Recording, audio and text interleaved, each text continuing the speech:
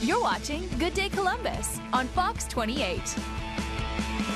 Well, it seems like even if you're not a hockey fan, you've probably got Columbus Blue Jackets fever right now. And sports director Clay Hall, who we find out is also satelliting as a Dancing Kevin wannabe, he said, he knows. Can't follow that guy.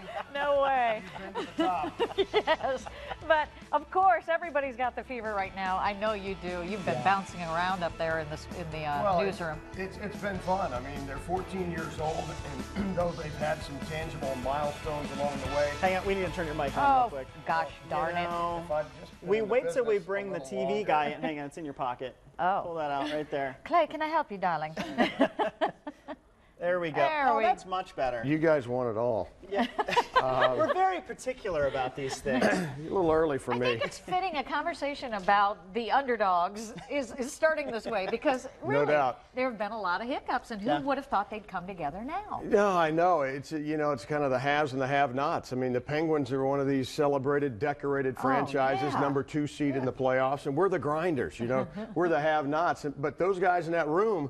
The other night, I was talking about how big this win was, how transformative, how transcendent. You've raised the bar of the franchise, and they're like, we're trying to win the Stanley Cup here. you have no idea what you're talking about. Idea. We're playing for the Cup. It takes 16 wins to bring home the Stanley Cup. They have 2. Yeah. So, we still need 2 more wins to get past the first round and hopefully meet the winner of the Flyers and Rangers. But have you seen this kind of excitement before? I mean, yeah, Ohio State fans get very excited about football, but it's never been like this for the Jackets before. Not for this franchise. And I think what they're doing is kind of restoring that first love that we had with them when they started pouring the concrete in 1999, and it was such a novelty, and this beautiful building was going to go up in the Arena District and anchor this bustling place. Right. And you draft Rick Nash, and you have again, but the novelty wore off. Then you have a lockout. Then you start losing, and people are like, I'm through with this.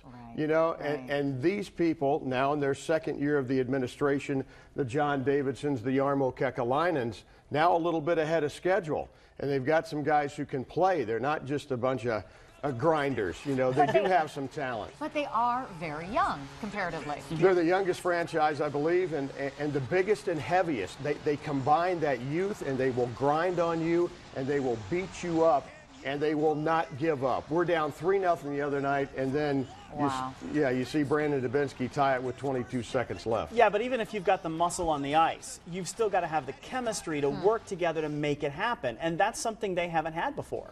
Well, I think John Davidson came in. He's a guy with tremendous clout, and he said on day one, we will not be outworked. If you're not about that, move on. Yeah. So it's not a team that's ever going to give in. The will to win there is tremendous, and I think they credited the fans the other night because at 3-0 you could have said, hey, this could be 10-0, and to a man and to the coach they said the fans hung in there with us, and we finally got that goal to end the first period, and then they began to grind, and then they began to push Pittsburgh around.